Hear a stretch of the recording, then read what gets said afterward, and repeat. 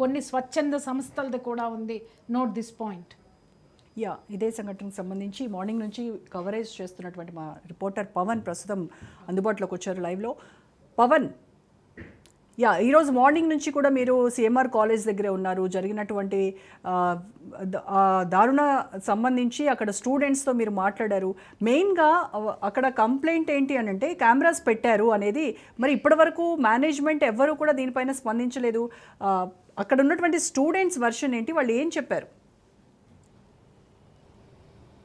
బాత్రూంలో కొన్ని హిడెన్ కెమెరాలు కూడా అమర్చారని చెప్పి కూడా స్టూడెంట్స్ మొదటి నుంచి కూడా ధర్నా కూడా చేపట్టారు. అక్కడ బాత్రూమ్ వెనక భాగం నుంచి కూడా యొక్క కెమెరాలు అమర్చి ఒక వీడియోలు చిత్రీకరిస్తున్నారని చెప్పి కూడా స్టూడెంట్స్ ఒక్కసారిగా ఆందోళన కూడా చేపట్టారు. అయితే కాలేజీకి సంబంధించిన యాజమాన్యానికి ఫిర్యాదు చేసినా వారు పట్టించుకోకపోవడంతో రోడ్డుపై బైఠాయించారు. ఎందుకంటే ఇప్పటికే కుటుంబ సభ్యులు కావచ్చు, దీనికి సంబంధించిన తల్లిదండ్రులు పెద్ద ఎత్తున హాస్పిటల్ కూడా చేరుకున్నారు. ఎందుకంటే లక్షల రూపాయలు అక్కడ ఫీజులు చెల్లించి పిల్లల భవిష్యత్తు అక్కడ బాగుంటుందని చెప్పి కూడా చేర్పిస్తే తమ పిల్లలకే రక్షణ లేకుండా పోతుంది. వాళ్ళు అర్ధరాత్రి పూట ఫోన్ చేసి ఏడ్చుకుంటూ మాట్లాడుతున్నారు. తాము దిక్కులేని పరిస్థితిలో ఉన్నాము, తమ పిల్లల్ని తీసుకెళ్తామన్నా కూడా దీనికి సంబంధించి ఒక యాజమాన్యం మాత్రము పిల్లల్ని పంపించడం లేదని చెప్పి కూడా ప్రధానంగా వారు చాలామంది కూడా కాలేజీ కూడా చేరుకున్నారు. పిల్లలను పంపించకపోవడంతో వాళ్ళు తిరిగి వెళ్ళిపోయారు. అయితే పిల్లల తల్లిదండ్రులకు కూడా దీనికి సంబంధించి కాలేజీ యాజమాన్యం సంబంధించిన వారంతా కూడా కలిసి ఆ యొక్క భవిష్యత్తులో ఇంకోసారి జరగదు, దీనికి సంబంధించి కూడా పూర్తిగా సమగ్ర దర్యాప్తు జరుపుతుందని చెప్పి కూడా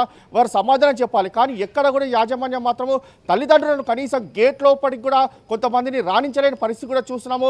అంతేకాకుండా దీనికి సంబంధించి ఎవరు కూడా బాధ్యత వహిస్తారనేది మాత్రము ప్రధానంగా కాలేజీ నుంచి కూడా ఎవరు కూడా ముందుకు రాలేదు. అయితే కేవలం పోలీస్ కేసు నమోదు చేశారో, నమోదు చేసి అక్కడ ఫింగర్ ప్రింట్స్ ఎవరైతే ఉన్నాయో వాటన్నిటి కూడా సేకరించినా దీనికి సంబంధించి అవి కరెక్ట్గా లేవు అనేది మాత్రం పోలీస్ నుంచి కూడా వర్షన్ వినిపిస్తుంది. మరోవైపు అనుమానితులుగా ఉన్న 5గురిని అదుపులోకి తీసుకున్నారు. వారి వద్ద సెల్ ఫోన్ కూడా రికవర్ చేసుకున్నారు. సెల్ ఫోన్లో మాత్రము ఎలాంటి వీడియోస్ మాత్రం తమకు రికవరీ కాలేదని మాత్రం ప్రధానంగా పోలీసులు చెప్తున్నారు. అంతేకాకుండా ఈ యొక్క ఫోన్స్ను కూడా ఫోరెన్సిక్ ల్యాబ్ పంపించాము. ఒకవేళ వీడియోస్ గిట తీసి మళ్ళా డిలీట్ చేసే వాటిని రికవరీ చేయడానికి ఒక ఫోరెన్సిక్ ల్యాబ్కి పంపించామని చెప్పి మరోవైపు పోలీసులు చెప్తున్నారు. అయితే కాలేజీకి సంబంధించిన యాజమాన్యము చైర్మన్ మాత్రం కొద్దిసేపటి క్రితం అంటే దాదాపు ఉదయం నుంచి కూడా గొడవ జరిగితే మాత్రము సాయంత్రం వచ్చారు. సాయంత్రం వచ్చి అక్కడ దీనికి సంబంధించి విద్యార్థి సంఘాలు పెద్ద ఎత్తున కూడా నిలదీశారు. ఇదే యొక్క మీ ఇంట్లో ఉన్న ఆడపిల్లలకి ఇదే జరిగితే మీరు ఏం చేస్తారని మాత్రము ప్రధానంగా ఆ యొక్క చైర్మన్ కూడా పూర్తిగా ప్రశ్నించినప్పుడు అతను ఎలాంటి సమాధానం చెప్పకుండా ఆ కుర్చీలో నుంచి కూడా లేచిపోయిన పరిస్థితి ఉంది. అయితే మనం చూడొచ్చు. అయితే దీనికి సంబంధించి ప్రధానంగా ఒకసారి మాజీ మంత్రి మల్లారెడ్డి కూడా ఫోన్ చేసి చూద్దాం లైవ్లో అసలు ఈ యొక్క ఘటనకు సంబంధించి ఎలాంటి బాధ్యత వహిస్తాడు, పిల్లలకు ఎలాంటి భరోసా ఇస్తాడు, దీనికి సంబంధించి ఎంతవరకు పోలీస్ దర్యాప్తు జరిగింది అనేది మాత్రం ప్రధానంగా ఒకసారి మనము మాజీ మంత్రి మల్లారెడ్డికి ఫోన్ చేద్దాము. లైవ్లో ఉండ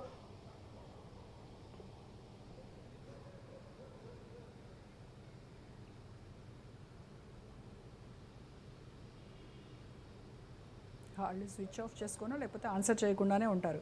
ప్రతిసారి జరుగుతున్నటువంటి తంతే ఇది. కూడా సమాధానాలు ఎలా ఉంటాయో చూసాం కదమ్మా. బాధ్యత ఎవరికి ఉంది?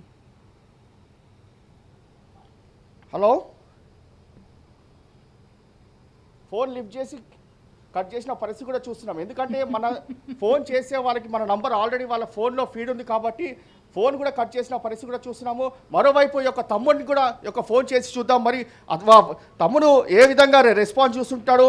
అంతేకాకుండా ఈ కేసుకు సంబంధించి ఉదయం నుంచి కూడా పూర్తిగా గోపాల్ రెడ్డి వచ్చి ఒక కేసుకు సంబంధించి కావచ్చు స్టూడెంట్స్ కూడా మాట్లాడుతున్నారు. మరోసారి మనం గోపాల్ రెడ్డి కూడా వారి తమ్ముడు గోపాల్ రెడ్డి కూడా ఫోన్ చేసి చూద్దాం.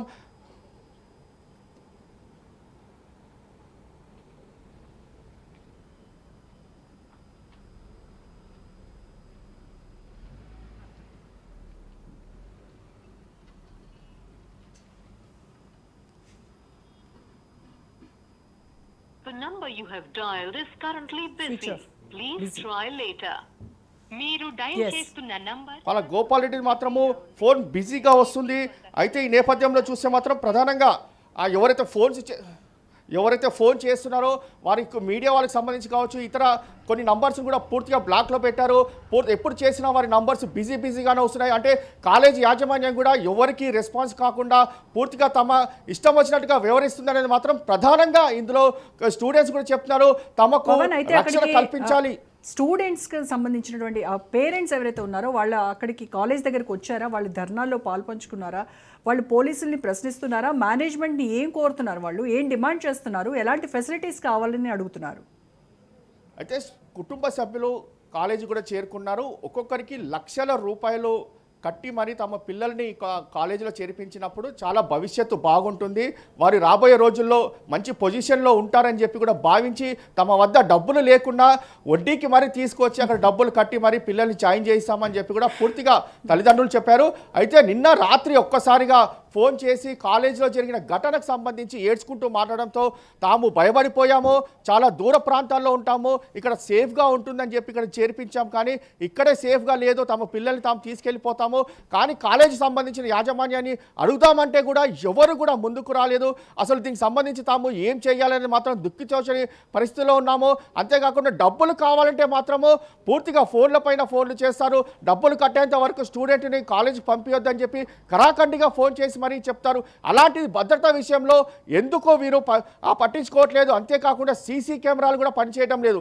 అక్కడ పూర్తిగా 3 నెలల నుంచి సీసీ కెమెరాలు పనిచేయడం లేదు. ఒకవేళ సీసీ కెమెరా పనిచేస్తే మాత్రము ఖచ్చితంగా ఈ యొక్క కెమెరా ఎవరైతే అమర్చారో వారిని వెంటనే పట్టుకునే అవకాశం కూడా ఉంటుందని మాత్రం ప్రధానంగా స్టూడెంట్స్ కూడా చెప్తున్నారు. తమకు భద్రత కల్పించాలి, పోలీసుల వాళ్ళు కూడా తమకు న్యాయం చేయడం లేదు, ఎవరైతే దీనికి సంబంధించి బాధ్యులు ఉన్నారో వారిని తమకు అప్పగించాలి, ఎందుకంటే ఈ యొక్క ఘటన మరోసారి పునరుద్ధరణ కాకుండా అతని పైన కఠిన చర్యలు తీసుకోవాలని చెప్పి కూడా ప్రధానంగా డిమాండ్ వ్యక్తం చేస్తున్న పరిస్థితి కూడా కనిపిస్తుంది. పవన్, అయితే ఇప్పటి వరకు 7 అనుమానితుల్ని విచారించినట్టుగా చెప్తూ ఉన్నారు కదా పోలీసులు.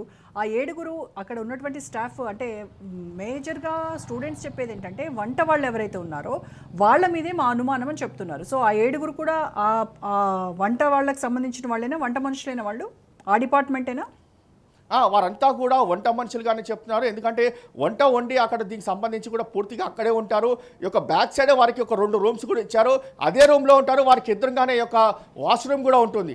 వారే మాత్రమే దీనికి సంబంధించి పూర్తిగా ఒక వాష్రూమ్లో ఈ యొక్క కెమెరా ద్వారా పూర్తిగా వీడియోలు కూడా తీస్తున్నారని చెప్పి కూడా స్టూడెంట్స్ కూడా చెప్తున్నారు. ఎందుకంటే మొన్న ఒక రోజు అర్ధరాత్రి పూట ఒక్కసారిగా ఇట్లా అలజడి రావడము, ఒక లైట్ వచ్చి వెళ్ళిపోవడం పట్ల దీనికి సంబంధించి ఒక్కసారిగా స్టూడెంట్స్ గుర్తించి ఆ రోజు రాత్రి నుంచి కూడా పెద్ద ఎత్తున ఆందోళన చేసినప్పుడు కాలేజ్ యాజమాన్యం వెంటనే స్పందించి ఉండి ఈ యొక్క దీనికి సంబంధించిన బాధ్యులు ఎవరున్నారో వారిపైన చర్యలు తీసుకుని ఇంకోసారి ఇలాంటి ఘటన పునరావృతం కాకుండా మేము చూస్తాము, మేము భరోసా ఇస్తాము, మమ్మల్ని నమ్మండి అని చెప్పి పిల్లలకి భరోసా ఇస్తే ఈ యొక్క ఇష్యూ మాత్రం ఇంత పెద్దగా అయ్యేది కాదు. కానీ యాజమాన్యం మాత్రం ఎంత లైట్ తీసుకున్నారు, ఏం కాదు, ఎవరు ఏం చేయలేరు మమ్మల్ని అనేది మాత్రం ప్రధానంగా వారంతా కూడా ఇదే విధంగా మాట్లాడుతున్నారు. ఈరోజు చైర్మన్ గోపాల్ రెడ్డి కూడా ఇదే తరహాలోనే మాట్లాడారు. ఏం కాదు, మేము చూసుకుంటాంలే, ఏం కాదు అనేది మాత్రం ప్రధానంగా వారంతా కూడా ఈ యొక్క ఇంత పెద్ద ఇన్సిడెంట్ కూడా చాలా సిల్లీగా ఈ యొక్క ఇన్సిడెంట్ కూడా తీసేసినట్లుగా మాట్లాడారు. దీనిపైన విద్యార్థులు ఆగ్రహం వ్యక్తం చేసిన పరిస్థితి కూడా కనిపిస్తుంది. Right, thank you Pawan. Right, డిబేట్లో మరొక షార్ట్ బ్రేక్ తీసుకుందాం. Stay tune to